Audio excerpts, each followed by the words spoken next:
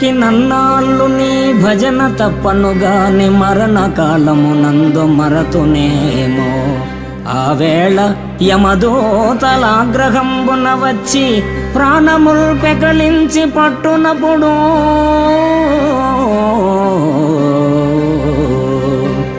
కఫవాత పైత్యముల్ కప్పగా భ్రమచేత కంపముద్భవమంది కష్టపడుచు నా జిహ్వతో నారాయణ నారాయణ నారాయణ ఎనుచు పిలుతునో శ్రమ చేత పిలువలేను, పిలుతునో శ్రమ చేత పిలువలేను.